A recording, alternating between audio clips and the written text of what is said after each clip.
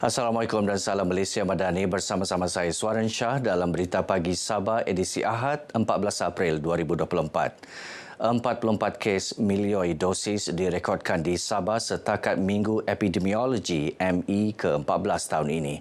Milioidosis adalah sejenis penyakit bawaan bakteria yang terdapat pada permukaan air dan tanah yang boleh menjangkiti manusia melalui saluran pernafasan, debu, terminum air tercemar atau melalui luka di kulit.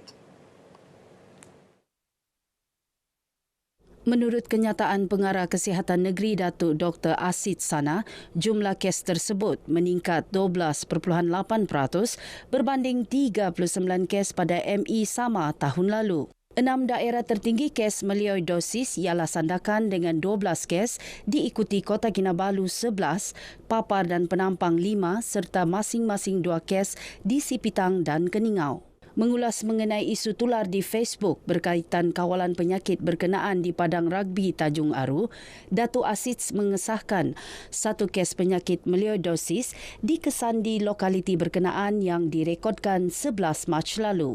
Sampel tanah telah diambil berdasarkan pergerakan kes pesakit yang pernah bermain ragbi di padang tersebut. Dewan Bandaraya Kota Kinabalu DBKK mengaktifkan ops payung di dua kawasan iaitu Segama Waterfront dan Taman Awam Teluk Likas. Ia sekaligus membolehkan Undang-Undang Kecil Anti Sampah Sarap 1984 pindaan 2005 dikuatkuasa sepenuhnya. Timbalan Ketua Pengarah Operasi DBKK Robert Lipon berkata, undang-undang itu terpakai ke atas orang awam yang meninggalkan sampah sarap di merata-rata tempat. Katanya DBKK juga membuat penambahbaikan dari semasa ke semasa bagi memastikan kawasan bandaraya sentiasa dalam keadaan bersih. Of course, dalam kita punya planning memang untuk menambah pemasangan CCTV di seluruh kawasan bandaraya dan dia bukan semata-mata untuk tujuan keselamatan tetapi pada masa sama juga boleh membantu kita terutamanya dalam mengawal kebersihan.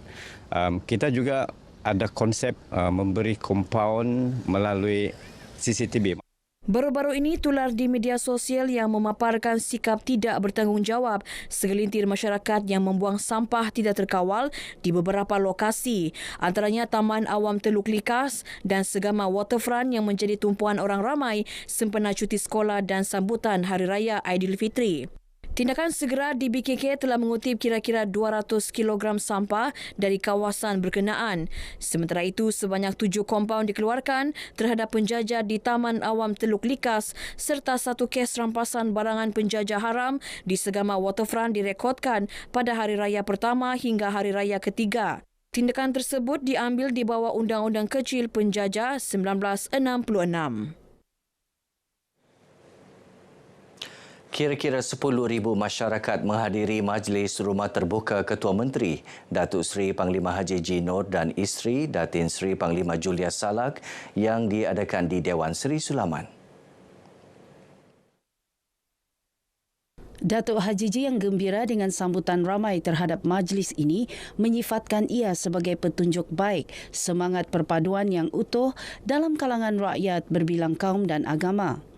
Ini dapat memupuk semangat perpaduan, mengeratkan silaturahim di antara masyarakat.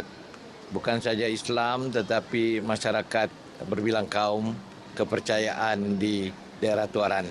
Turut hadir timbalan-timbalan Ketua Menteri iaitu Datuk Seri Panglima Dr. Jeffrey Kitingan, Datuk Seri Panglima Dr. Joakim Gunsalam dan Datuk Insinyur Syahelmi Yahya serta Menteri-Menteri Kabinet, pemimpin-pemimpin setempat dan ketua-ketua jabatan.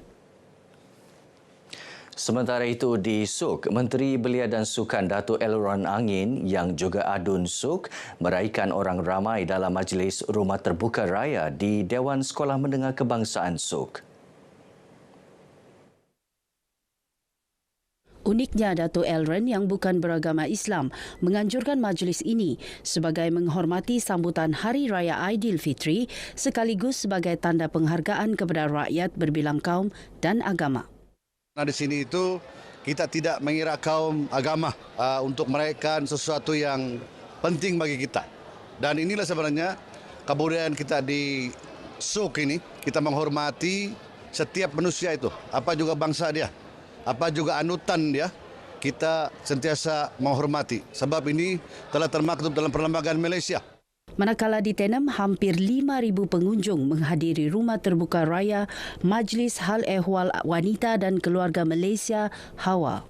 Kita merasa sangat-sangat seronok bertua bersama-sama rakan kaum Tionghoa kita dan kaum Cina dan terutamanya yang majoriti di sini ialah suku kaum Murut yang memang penghuni tetap di Tenem. Majlis berlangsung di Sekolah Jenis Kebangsaan Cina Sisin. Rasa macam gembira sebab semua saya rasa Sabah is very new unique. Semua boleh kaum Melayu, Cina, lokal, semua boleh sama-sama. Ini yang saya suka yang suasana macam ni sebab saya pun orang Sabah. Kita punya kaum memang macam multi-race kan. It's very good and unique is especially in our Sabah. Menyatukan silaturahim kita lah. Kita walaupun saya tidak beragama Islam, saya tetap menghormati dan mengikut diorang punya perayaan lah gitu. Rumah terbuka menjadi medan terbaik mengeratkan lagi perpaduan rakyat berbilang kaum yang sudah sekian lama terjalin.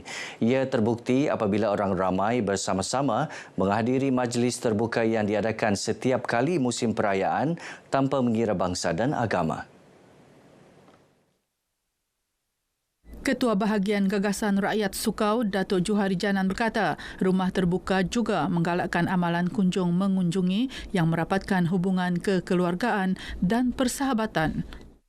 Ya, kita melihat ada yang rakan-rakan lama tidak kita jumpa bertemu di sini, kawan-kawan lama, sahabat-sahabat andai, keluarga yang ya walaupun keluarga kita nampak dekat tapi yang dari jauh datang untuk berkunjung, mengiratkan silaturahim. Datuk Johari bercakap kepada pemberita ketika ditemui dalam majlis rumah terbuka Gagasan Raya di Dewan SJKC Chiwah. 20 April ini, Gagasan Rakyat Sukau akan menganjurkan majlis rumah terbuka di Pekan Daerah Kecil Sukau.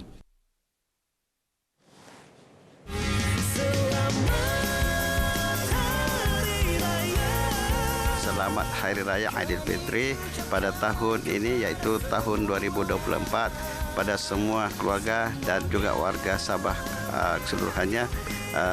Moga-moga kita dapat menyambut Hari Raya dengan berbahagia. Kami daripada Jabatan Siasatan dan Pengawasan Trafik Kontingen Sabah mengucapkan Selamat Hari Raya Aidilfitri, Zahir dan Batin.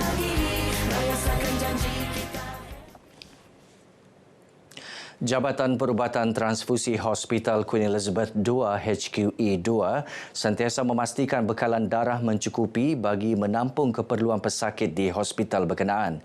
Ke arah itu, jabatan tersebut tampil menganjurkan kempen derma darah yang berlangsung selama 3 hari di Kompleks Beli-Belah ITCC Penampang. Menurut Pegawai Perubatan HQE2 Dr. Ismahani Abdul Rahim, status bekalan darah bagi kumpulan darah jenis O, A dan B adalah sangat kurang. Penggunaan bekalan darah tertinggi di Hospital Queen Elizabeth II setakat ini membabitkan penggunaan rawatan pesakit tenat di unit kecemasan, pesakit talasemia, rawatan kemoterapi, jangkitan kuman, pembedahan serta pendarahan akibat kemalangan. Sementara itu, penderma darah yang ditemui menyambut baik penganjuran di lokasi berkenaan kerana memudahkan orang ramai untuk tampil menderma darah. Untuk usaha saya sendirilah personal, bagi yang kurang darah, ini adalah menyelamat nyawa. Pertama kali memang saya takut. Tetapi bila sudah satu kali, macam mau kali-kali pula. Tidak sabar mau 3 bulan. Ya, but so far okay lah. Tidak ada masalah apa-apa, complication whatsoever.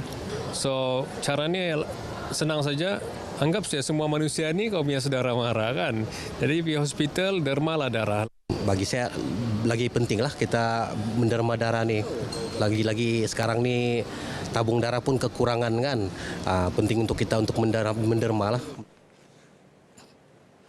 Baik, paparan itu mengakhiri perkembangan berita pagi Sabah kali ini. Menyusul selepas ini berita pagi Sarawak dari sungai hingga ke segara Palestin pasti merdeka.